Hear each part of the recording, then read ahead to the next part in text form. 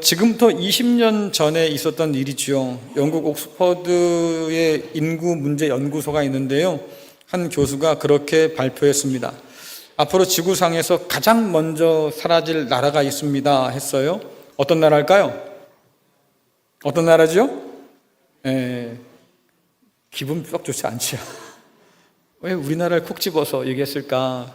하지만 근거가 있었어요. 지금의 출산율이 계속 그렇게 된다면 결국 우리나라가 가장 먼저 사라질 거다. 이런 좀 암울한 예측을 했지요. UN 미래 보고서에서도 비슷한 얘기를 했습니다. 대한민국이 저출산이 심각하니 2305년 정도 되면 남자가 2만 명, 여자가 3만 명 정도 될 거다. 그래서 나라로서의 기능을 하지 못할 거다 전망을 했어요. 언제라고요? 2305년. 그래서 안심하는 분들이 계실지 모르겠어요. 그때는 나는 안 살 거니까 내가 알 게 뭐냐, 난 잘 살았으니까 됐지. 하지만 여러분들 한번 생각해 보세요. 여러분들의 자녀들이 살아갈 이 나라가 인구가 줄어서 소멸한다고 전망하는 거죠. 이런 전망이 맞아 떨어질지는 두고 봐야 아는 거고 2300년 정도까지는 살기 어려우니 내 할 바 아니겠다 싶기도 한데 한편으로 생각하면 그렇게 근거 없는 이야기가 아닌 것 같아서 좀 씁쓸합니다. 아이가 줄어가요. 학교가 점점 사라집니다. 그와 더불어서 산부인과나 혹은 소아과 의사를 찾아보기 힘든 그런 날들이 되었어요. 그렇죠? 저출산으로 인한 이런 인구 절벽이 가져오는 문제들이 단순하게 그렇게 지나칠 문제는 아닌 것 같아요. 한때 그런 얘기 한 적 있잖아요. 둘만 낳아 잘 기르자, 둘도 많다 하나만 낳자 이랬는데 실상 그것이 지금은 굉장히 수혜스러울 만한 그런 때가 되었습니다. 교회 역시도 예외는 아니어서 인구 저출산의 직격탄을 맞고 있어요. 지금 여러분들이 이렇게 이곳에 함께 모여서 자녀들과 예배할 수 있는 이 기적 같은 일들이 다른 교회에서는 찾아보기 힘든 일이 되고 있어요. 교회 학교가 사라지고 더불어서 다음을 걱정할 수밖에 없는 그런 때가 온다고 하는 거지요.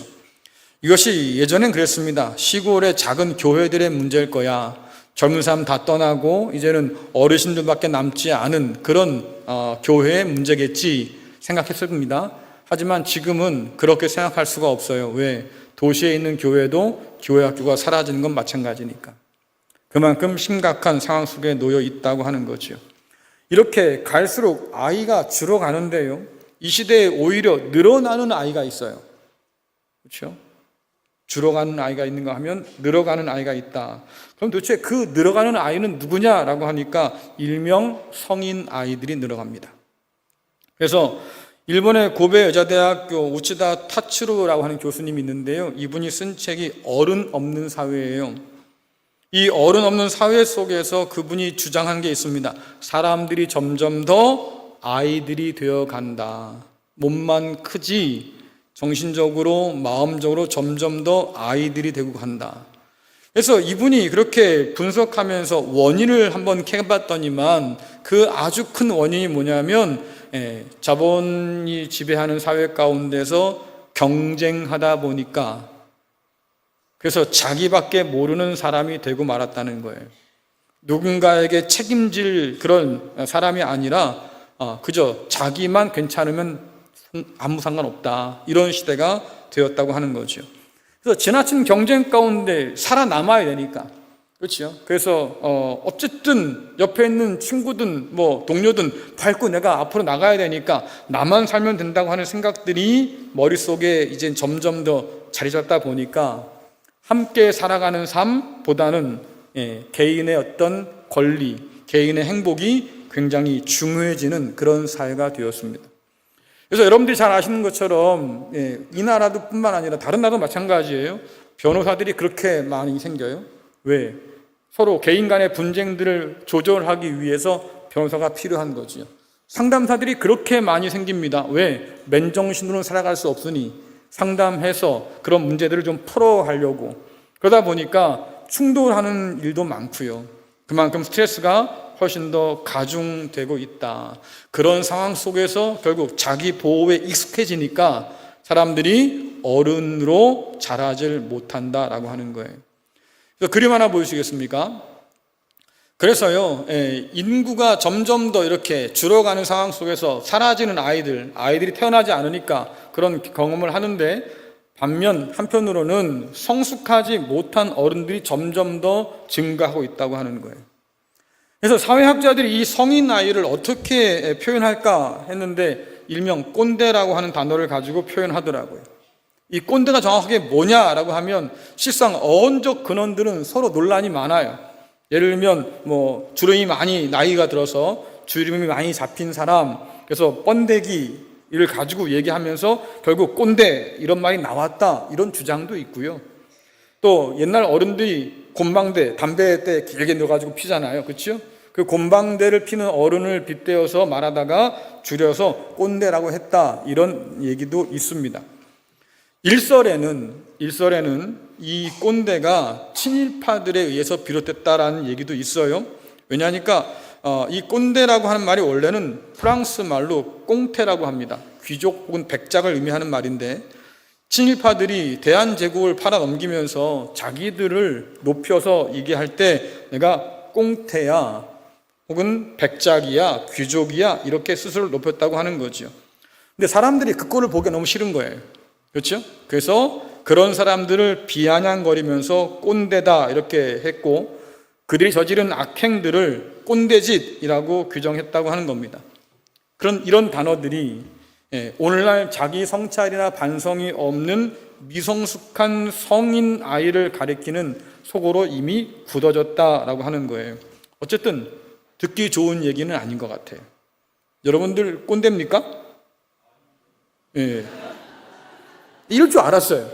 꼰대입니까? 물어보면 다 아닌데요? 제가요? 그럴 리가요? 이러고 있어요. 그렇죠? 예.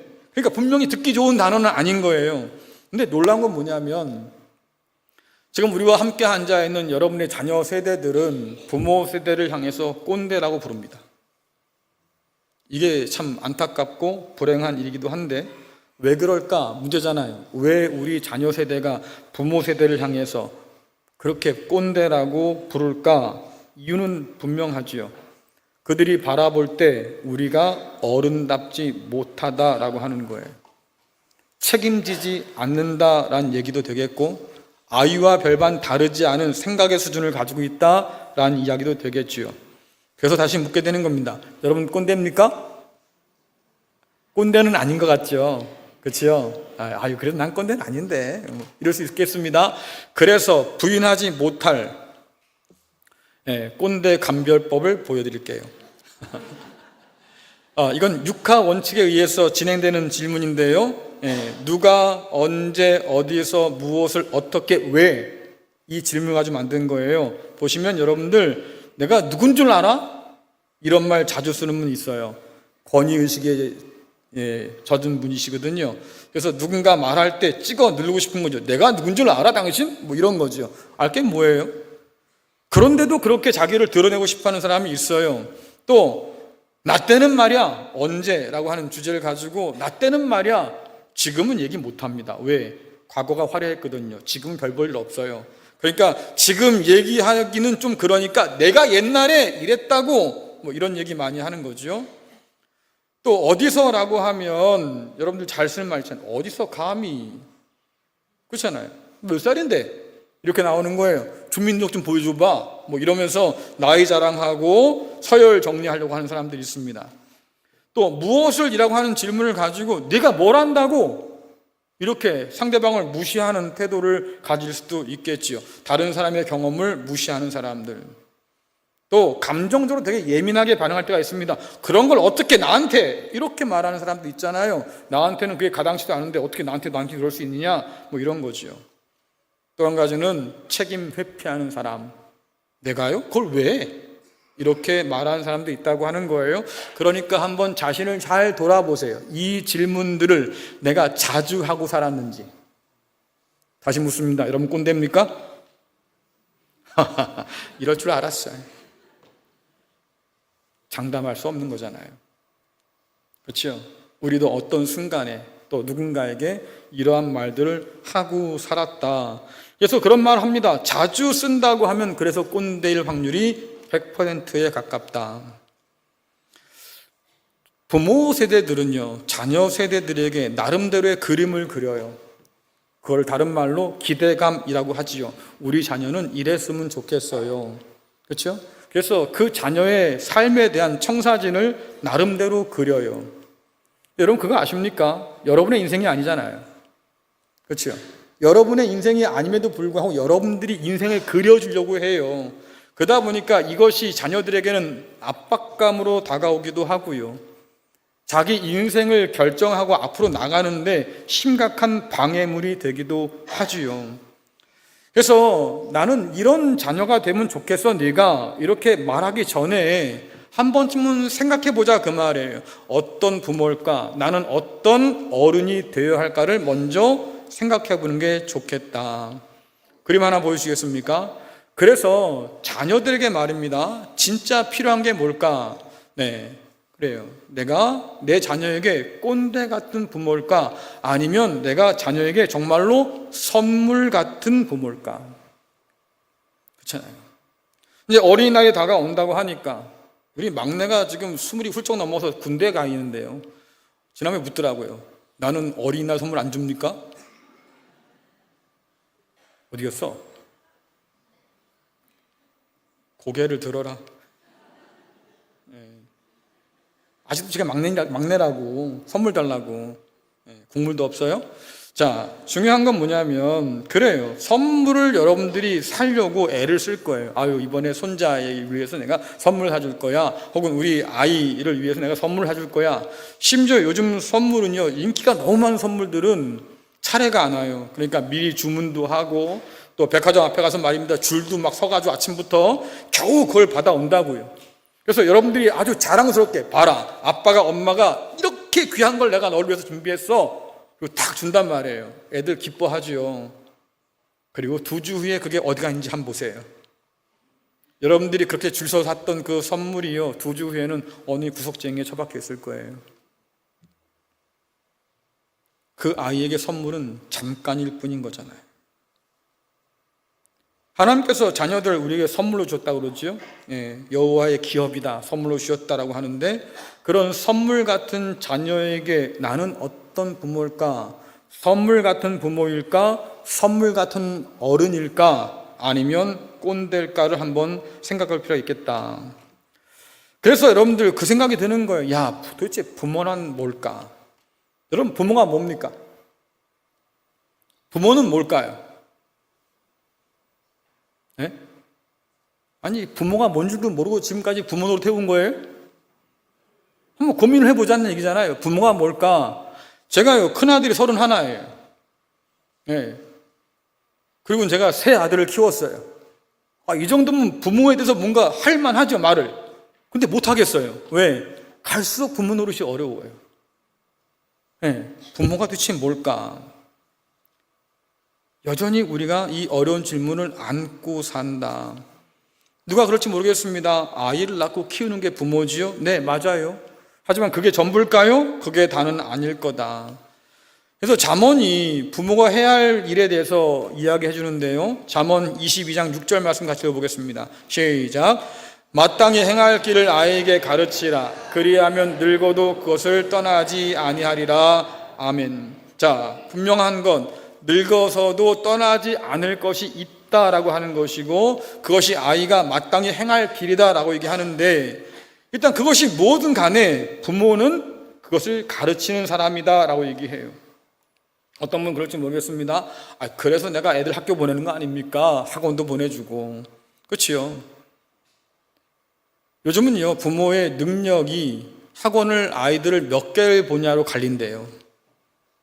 좀 희한한 세상이죠. 네.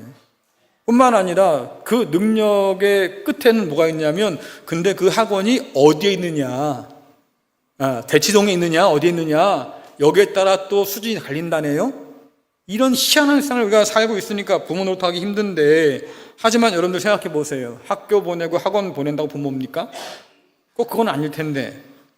그래서 어떤 부모가 또 그럽니다. 아유, 저는 그럴 줄 알고요. 우리 자녀들, 우리 애들 말입니다. 예를 들어 장점이 뭔지, 뭐가 관심이 있는 건지, 이거 잘 해서 말입니다. 앞으로 얘가 뭘 하고 살면 좋을지 제가 지금 그렇게 그걸 준비해주고 있습니다. 그럴 수 있죠. 하지만 여러분들, 자녀를 격려하고 또 지원하는 것 좋은데요. 그렇다고 해서 부모가 스폰서는 아니잖아요.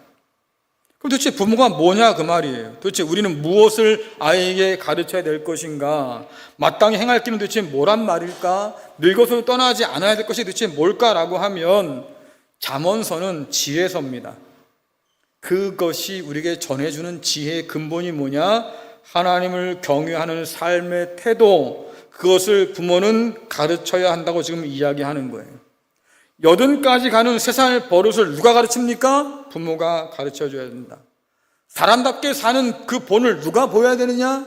부모가 보여줘야 한다. 하나님을 경외하며 사는 그 삶을 어떻게 가르칠까? 부모가 본을 보여 가르치라고 이야기하는 거지요. 이것이 부모에게 주어진 사명과 책임이다 라고 분명히 밝혀주는 거예요. 더불어서 신명기 6장 4절부터 7절 말씀 같이 읽어보겠습니다. 시작. 이스라엘 백성들이여 들으시오. 우리 하나님 여호와는 오직 한 분뿐이신 여호와시오. 여러분의 하나님 여호와를 마음과 뜻과 힘을 다하여 사랑하시오. 내가 오늘 여러분에게 주는 이 명령을 항상 마음속에 기억하시오. 그리고 여러분 자녀에게도 가르쳐 주시오. 집에 앉아 있을 때나 길을 걸어갈 때, 자리에 누웠을 때나 자리에서 일어날 때 언제든지 그것을 가르쳐 주시오. 아멘. 하나님께서 부모에게 주신 사명과 책임은 너무나 분명하지요. 한 분이신 하나님만을 사랑하고 그 하나님의 말씀에 따라 순종하십시오 뿐만 아니라 그것을 여러분 자녀들에게 본을 보여서 가르쳐 주십시오라고 하는 거잖아요. 이것을 다른 방식으로 말하자고 하면 사람은 떡으로만 사는 것이 아니어서 하나님의 입에서 나오는 말씀으로도 산다는 것을 본을 보여 가르쳐 주라라고 하는 얘기예요. 그래서 부모가 먼저 하나님을 마음을 다하고 뜻을 다하고 힘을 다해서 사랑해야 한다고 하는 것이고, 그 사랑 안에서 하나님께 말씀 따라 순종함을 자녀들에게 보여주어서 그들도 가르쳐 주라고 하는 거잖아요. 우리는 이 말씀에 주어진 배경을 좀 생각해 볼 필요가 있는데, 광야를 지난 이스라엘 백성들이 이제 가나안 땅 진입을 코앞에 두고 있는 상황이에요.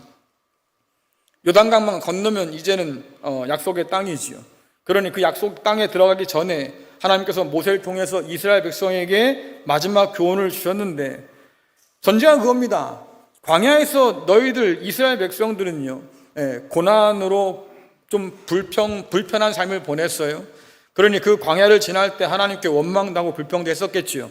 근데 이제 약속의 땅인 가나안 땅에 들어가면 상황이 완전히 바뀝니다. 이스라엘 백성들은 풍요로움 때문에, 가나안의 풍요 때문에 하나님을 잊을 것이 불보듯 뻔하다라고 하나님께서 지금 경고하고 있는 거예요. 그래서 모세를 통해서 말씀하시기를 그 가나안의 유혹에 마음 뺏기지 않고 말입니다, 하나님의 백성으로 약속의 땅에서 오래오래 그 복을 누리며 살려고 하면 이렇게 해야 돼 라고 가르쳐 주는데, 그게 뭡니까?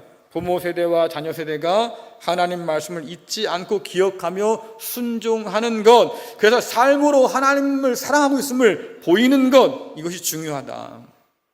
안타깝게도 여호수아 시대가 끝나고 사사 시대가 됩니다. 약속의 땅에 정착한 이스라엘 백성들이 어떻게 살았느냐? 말씀 보니까 여호수아와 광야에서 하나님께서 행하신 모든 일들을 기억한 사람이 다 죽어서 없고, 그 이후로는 하나님을 기억하지 못하는 세대가 일어났다고 분명히 이야기해요. 그래서 그들이 뭘 합니까? 하나님 말씀을 듣지 아니하고 바알을 섬기고 가나안 사람들의 그런 문화나 습관들을 따라 행하고 하나님께서 가증 여기는 일들을 그들이 하고 살았다. 생각해 보면 오늘 이 말씀은 이 시대에 우리에게 주신 말씀이기도 하겠다 싶습니다. 왜? 저와 여러분들은요, 우리 부모 세대의 그런 고생을 통해서 이만큼 살게 된 사람들이에요. 1960년대, 70년대 한참 경제개발하면서 말입니다, 잘 살아보자고 그렇게 길을 썼을 때 아무런 인프라가 없었지 않습니까? 정말 맨 땅에서 한강의 기적을 일구었다고 사람들이 놀랄 만큼. 그러면 그날들을 우리가 지나면서 얼마나 우리 부모 세대들이 고생했겠어요. 그렇죠? 많은 것들을 생각할 수 없었을 겁니다. 빨리 이 가난을 벗어나자. 내 자식들에게는 좀 더 좋은 세상을 주면 좋겠다.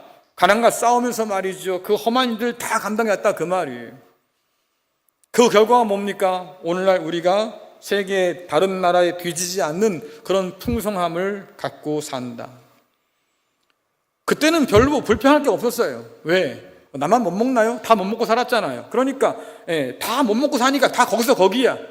우리가 바라보는 사람도 그냥 그 고만고만한 사람들이니까 그냥 살만했어요. 그런데 많은 것을 가진 지금은 좀 달라요. 우리는 없는 사람 바라보지 않고요, 나보다 많은 사람을 자꾸 바라보게 됩니다. 그러니 만족이 없어요. 모든 것을 가지고도 말입니다, 불평하고 원망하는 그런 때를 산다. 그래요. 가나안의 풍요 앞에서 그들이 무너졌던 것처럼 오늘 이 시대의 풍요 가운데서 우리의 마음과 우리의 눈이 세상 가운데 자꾸 뺏긴다. 그만큼 세상의 유혹이 우리 가운데 가득하다라고 하는 거예요. 한번 생각해 보세요. 그 속에서 우리는 얼마나 흔들리며 살까? 우리의 마음이 갈팡질팡하잖아요. 세상의 유혹 앞에서 우리의 믿음이 얼마나 맥없이 그렇게 무너집니까?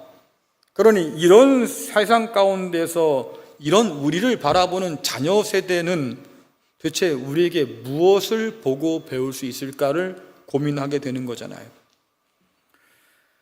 종종 신방하다 보면 걱정하는 부모들의 얘기를 듣습니다. 아이고, 우리 애가요, 어릴 때는 교회 잘 다녔어요. 열심히 다녔어요. 뭐 그런단 말이에요. 근데요, 머리가 굵고 나니까 교회를 안 다녀요. 내 마음대로 안 되네요. 이런 얘기 한단 말이에요. 또 편들어 주잖아요. 아직 젊어서 그래. 그냥 혈기왕성하니까 세상이 잠깐 더 좋아 보이는 거지. 때가 되면 다 돌아올 거예요. 그러면서 하는 말이 뭡니까? 교회에 마당 밟고 선 애들은 절대로 망하지 않습니다. 돌아옵니다. 근거 있어요? 근거 있냐고요? 우리는 그렇게 근거 없는 말을 듣고 말입니다. 그걸 믿으면서 그냥 자기를 스스로 위로하고 안심할지도 모르겠다. 그런데 왜 우리 자녀 세대가 그렇게 열심히 살아온 부모 세대에 대해서 꼰대라고 말할까? 특별히 믿음을 가졌다고 하는 우리 부모들에 대해서 왜 자녀들이 그렇게 불편한 언짢은 마음을 갖고 살까? 한번 생각해 보세요. 생명을 건 진짜 믿음을 우리 부모들에게 보지 못해서 그런다고 하면, 어떤 시련 속에서도 말입니다, 하나님을 소망으로 삼는 그 삶 가운데 하나님이 주시는 평안이 있다고 말을 하는데, 정작 부모들의 모습 가운데서 그런 평안을 발견하지 못한다고 하면 여전히 불평하고 여전히 원망하고 짜증내고, 그렇지요? 부모들의 모습 속에서 그런 걸 발견한다고 하면, 하나님 중요해, 교회 다녀야지, 신앙이 중요해 라고 말은 하지만 정작 부모들의 삶 가운데서 하나님이 그렇게 중요하지 않다는 것을 알게 됐다고 하면, 그런 우리를 통해 자녀들은 뭘 배울까요? 실상 여러분들, 부모니까 한번 돌아볼 수 있는 일들이에요. 왜냐하면 부모 마음 가운데 늘 자녀에 대한 미안한 마음이 있잖아요. 그렇죠? 잘못되면 다 내 탓 같아. 내가 좀 더 잘해줄 걸, 내가 좀 더 지원해 줄 걸. 그래서 우리는 자녀들에게 늘 사과하기 바쁩니다. 야, 내가 너한테 못해줄 게 뭐 있냐? 이렇게 말해도 뒤에 가서는 후회하는 게 많아요. 그래, 아빠가 금수저가 못해서 정말 미안하다. 금수저 아닌 게 왜 내 잘못이에요? 우리 아빠가 노력을 안 해서 내가 재벌 아들이 안 된 걸 어떡하라고? 그런데도 말입니다, 그게 미안한 거예요. 내 자녀에게 좀 더 좋은 걸 줄 수 있으면 좋았을 뻔했는데 그게 안 돼서 미안하다. 자, 그러니 이런 부모니까 한번 좀 돌아보자 그 말이죠. 내 자녀가 왜 믿음 가운데 서지 못했을까? 혹은 내가 믿고 사는 이 하나님에 대한 이야기들을 왜 그는 받아들이려고 하지 않을까? 왜 아이가 나이가 들어 크면서 하나님을 더 깊이 아는 것 대신에 하나님을 자꾸 멀리 떠나려고 할까? 엄마가 믿는 하나님, 아빠가 믿는 하나님, 난 관심 없어요 라고 왜 말할까? 어쩌면 그런 얘기 할지도 모르겠어요. 먹고 살기 바쁜 세상 가운데서 말입니다. 그거 다 어떻게 합니까? 우린 그럴 시간이 없어요. 그러니까 애들 교회 보내고, 그러니까 애들 위에서 말입니다, 목사님들 모셔다가 가르치라고 하는 거 아닙니까? 이렇게 말할 수도 있겠지요. 하지만 여러분, 좀 더 솔직히 말하면 하나님 말씀을 따라 사는 법을 우리가 잊어서 하나님께서 부모에게 주신 이 사명에 우리가 실패하는 것은 아닐까? 우리가 가진 이 믿음이 자녀들에게 별 감흥이 없고 자녀들 눈에는 별 볼 없는 것처럼 보여서 우리가 그 아이들을 세상 가운데 혹은 이단 가운데 속수무책으로 지금 내주는 것은 아닐까? 여러분, 이단들은요, 그들이 가진 거짓말을 마음 가운데 심어주기 위해서 말입니다, 애들 데리고 시험도 봐요. 니들 한번 시험 볼래? 교회에서도? 뭐 싫을걸? 학교에서도 시험 골치 아파 죽겠는데. 그래요. 근데 이단들은 그거 해요. 왜? 거짓말을 자꾸 심어주려고 하니까요, 강하게 교육합니다. 뿐만 아니라 우리들의 마음을 뺏기 위해서 말입니다, 세상이 얼마나 노력합니까? 그럴듯한 걸 만들어내고 우리 눈에 보암직도 하고 말입니다, 이런 것들을 만들어내서 우리의 마음을 끌잖아요. 그러니 이런 세상 가운데서 우리가 너무 안일한 것은 아니었을까? 그렇잖아요. 결국 우리 자녀들의 영적 상태를 살펴보면 여러분들이 그렇게 넉넉하게 마음 좋게 생각할 때가 아닐 텐데, 그러니 마음을 다시 다잡아서 말이죠, 믿음의 자녀를 양육하는 일 가운데 부모가 헌신을 해야 할 때다라고 하는 거지요. 성경은 하나님을 경외하는 부모의 삶이 자녀에게 미치는 영향을 가르쳐 주는데요. 자, 이사야서 54장 13절, 잠언 14장 26절 같이 읽겠습니다. 시작. 내 모든 자녀는 여호와의 교훈을 받을 것이니 내 자녀에게는 큰 평안이 있을 것이며 여호와를 경외하는 자에게는 견고한 의뢰가 있나니 그 자녀들에게 피난처가 있으리라. 아멘. 이사야서의 말씀은 바벨론 포로를 배경으로 합니다. 그들이 조상처럼 말이죠, 그들이 하나님의 교훈을 어겼어요. 따르지 않았어요. 하나님을 사랑하지 않았어요. 우상을 사랑했어요. 그 결과 끔찍한 패망의 고난을 겪어야 했지요. 하나님께서 그 심판 전에 수도 없이 예언자를 통해서 경고했어요. 그러지 마라, 돌아와라, 그러다 얻어맞는다, 망한다. 하지만 여러분들, 기어이 맛을 봐야 맛을 아는 어리석은 사람들이어서 결국은 하나님께서 경고하신 것을 다 겪고 나서야 깨닫게 된 거죠. 아, 우리 조상들이 잘못했구나, 우리도 여전히 그 죄 가운데 있구나. 그래서 그들이 바벨론 포로기를 겪으면서 하나님 앞에 헌신하고 회개하는 일들을 많이 했습니다. 때가 되어서 하나님 말씀하시죠. 내가 이제 너희를 다시 예루살렘으로 돌려보낼 거야. 그리고 하신 말씀에 예루살렘에 돌아오면 너희의 모든 자녀들이 하나님의 교훈을 받게 될 거다. 그 결과가 뭡니까? 그래서 너희가 큰 평안을 누리게 될 거야. 너희의 자녀들도 세상이 주지 못하는 그런 안전함, 큰 평안을 누리게 될 거다. 잠언 역시 마찬가지지요. 자녀들이 붙들 지혜가 뭡니까? 하나님을 경외하는 사람들의 자녀들이 하나님 경외하기를 배워서 하나님 앞에 충성하며 살아갈 때 비로소 그들에게도 견고한 피난처가 생길 거다라고 얘기하는 거잖아요. 부모를 통해서 하나님의 교훈을 받는 자녀는 풍파 많은 세상 가운데서 흔들리지 않는 평안함을 누리게 될 거고, 하나님을 경외하는 부모를 통해서 자녀는 견고한 피난처를 얻게 될 거다라고 말씀하는 거지요. 한번 생각해 보세요. 여러분들이 자녀에게 줄 수 있는 가장 좋은 것은 뭘까요? 뭘 줄 수 있겠어요? 그렇지요? 아우, 저는 좀 재산 가진 게 있어서 좋습니다. 부자가 망해도 3대는 간다니까. 근데 그건 옛날 얘기고요. 하루아침에 쪽박차는 사람이 어디 한둘이어야지. 그러니 뭔가를 줬다고 해서 그 아이가 그걸 다 누린다는 생각을 하지 마세요. 그건 옛날 얘기라 그 말이지요. 그러면 여러분들이 줄 수 있는 것 중에서 가장 중요한 게 뭘까? 세상이 어쩔 수 없는 거, 세상이 주지 못하는 거. 성경에 보니까 내가 너희에게 세상이 주지 못하는 평안을 줄 거다. 또 너희가 피할 바위가 되어줄 거야.